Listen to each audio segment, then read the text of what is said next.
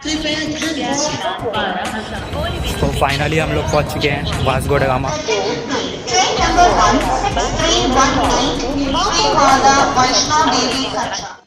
आज जब कोरोना के केसेस लगातार बढ़ रहे हैं, सब जगह सिर्फ कोरोना कोरोना कोरोना को लेकर बातें हो रही है, तो आपका मानसिक स्वास्थ्य बिगड़ सकता है। इसीलिए कोरोना से जुड़े ज़्यादा खबरें ना देखें और ना ही सुने।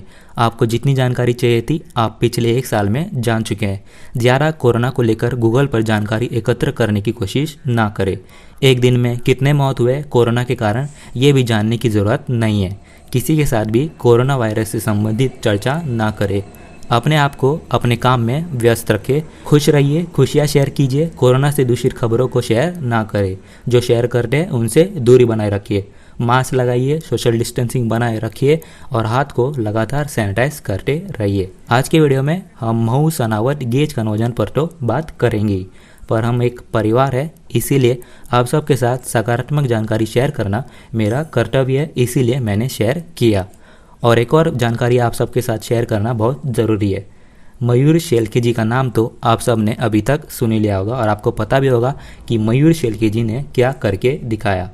अगर आपको नहीं पता तो बता दूं, मयूर शेल्के सेंट्रल रेलवे के एक पॉइंट्समैन ने हीरो की तरह एक तेज़ रफ्तार से चलते हुए ट्रेन की तरफ दौड़ते हुए एक बच्चे की जान बचाई, जो अपना बैलेंस खोने की वजह से रेलवे पटरी पर गिर गया था। ये घटना वानगनी रेलवे स्टेशन की है और पूरी घटना सीसीटीवी फुटेज में कैद हो गई।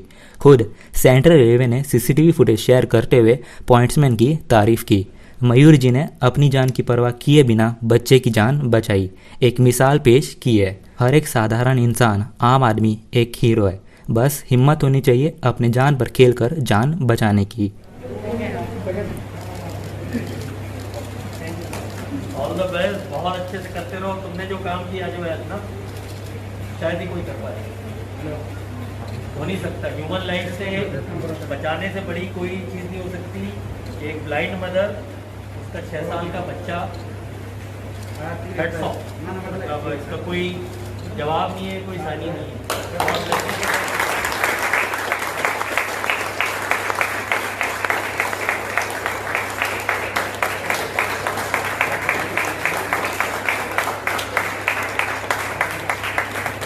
ये बूम खाली के ना वेदा। जैसा कि आपने अभी तस्वीरों में देखा कि सेंट्रल रेलवे के डीआरएम ने भी इनकी प्रशंसा की, और क्यों ना करे, काम ही ऐसा किया है। लेकिन आपको अपनी जान पर खेलने की ज़रूरत नहीं है।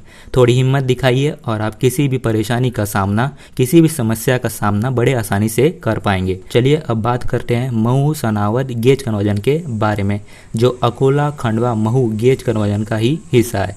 अकोला खंडवा गेज कन्वर्जन पर आज नहीं तो अगले वीडियो में हम बात करेंगे।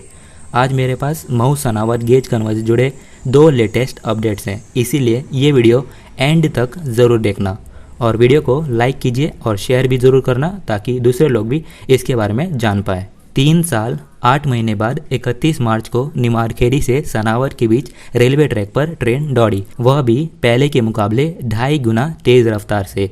रेलवे सेफ्टी चीफ कमिश्नर के सामने हुए 9 मिनट के ट्रायल रन में 130 kmph की गति से ट्रेन चली। पहले इसकी मैक्स स्पीड 50 kmph थी। खंडवा से सनावट तक मीटर गेज से ब्रॉड गेज परिवर्तन को लेकर जुलाई 2017 में खंडवा से सनावट तक ट्रेन का आवागमन बंद हो गया था। इसके बाद पूरे ट्रैक का गेज कन्वर्जन किया गया। सितंबर 2019 में मथेला से निमाड़खेड़ी तक ट्रेन का आवागमन शुरू हो गया था, जिस पर सेल्दा थर्मल पावर प्लांट तक कोयले की ट्रेन चलाई जा रही है। और बहुत लोगों का ये भी कहना है कि इसी पावर प्लांट के कारण वेस्टर्न रेलवे मजबूर है पूरे रूट का गेज कन्वर्जन करने के लिए। कोयला पहुंचाने के लिए निमाड़खेड़ी मथेला के बीच गेज कन्वर्जन किया गया और फिर पूरे रूट का अब गेज कन्वर्जन करना ज़रूरी है, वरना फिर लोग कहेंगे कि सिर्फ मथेला तक की गेज कन्वर्जन क्यों किया। वेस्टर्न रेलवे एक ऐसा अनोखा जोन है भारतीय रेलवे का, जहाँ पे सारे प्रोजेक्ट्स पेंडिंग है। कई प्रोजेक्ट्स हैं, सालों से इन पर काम चल रहा है। महू सनावट गेज कन्वर्जन में महू के आगे घाट सेक्शन में 25 साल से अभी सिर्फ सर्वे ही चल रहा है। लेटेस्ट अपडेट्स की माने तो Mhow Sanawad gauge conversion is in progress Western Railway के अनुसार। मुख्तियार बलवाड़ा से सनावद के बीच 26 किलोमीटर के रूट पर अभी अलाइनमेंट फाइनल किया जा चुका है। भूमि अधिग्रहण का काम किया जा रहा है। कंप्लीट प्लान और ड्राइंग भी अपने फाइनल स्टेज में है और टेंडरिंग का काम भी प्रोग्रेस में है।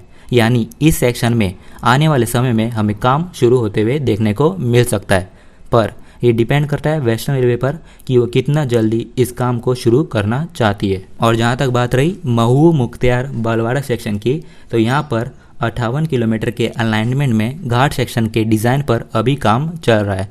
जब ये फाइनल हो जाएगा उसके बाद भूमि अधिग्रहण का काम शुरू किया जाएगा और उसके बाद टेंडर्स फ्लोट किए जाएंगे। यानी इस सेक्शन में अभी बहुत समय लगने वाला है, क्योंकि वेस्टर्न रेलवे यहाँ घाट सेक्शन में फंसी हुई है। बहुत लोगों का ये भी कहना है कि अगर वेस्टर्न रेलवे से ये काम नहीं हो रहा तो वेस्टर्न रेलवे को किसी और को ये काम दे देना चाहिए, पर मुझे नहीं लगता कि इसकी ज़रूरत है, क्योंकि वेस्टर्न रेलवे ये काम खुद कर सकता है। पर समय कितना लगेगा ये सिर्फ वेस्टर्न रेलवे को पता है। वेस्टर्न रेलवे को अपने काम करने के तरीके में थोड़ी तेज़ी लानी चाहिए और जल्द से जल्द ये काम पूरा करना चाहिए। अगर इस प्रोजेक्ट की बात करें तो Mhow Khandwa gauge conversion Ratlam Akola gauge conversion project का ही हिस्सा है। 2008 में इस प्रोजेक्ट को मंजूरी मिली थी, तब इसकी कुल लागत 440 करोड़ रुपए थी, जो अब 1400 करोड़ रुपए से ज़्यादा हो गई है। वर्तमान स्थिति में इंदौर महू के बीच काम हो गया है। दूसरी ओर सनावद खंडवा के बीच ज़्यादातर काम पूरा हो चुका है। हालांकि सबसे महत्वपूर्ण हिस्सा महू के आगे घाट सेक्शन का है, उसको लेकर अभी तक कुछ भी फाइनल नहीं हो पाया है। अगर ये प्रोजेक्ट पूरा हो जाता है तो इंदौर मुंबई की दूरी 70 किलोमीटर कम हो जाएगी, उत्तर दक्षिण के बीच ट्रेन की दूरी 170 किलोमीटर कम हो जाएगी और दिल्ली मुंबई मेन लाइन पर दबाव 140% कम हो जाएगा।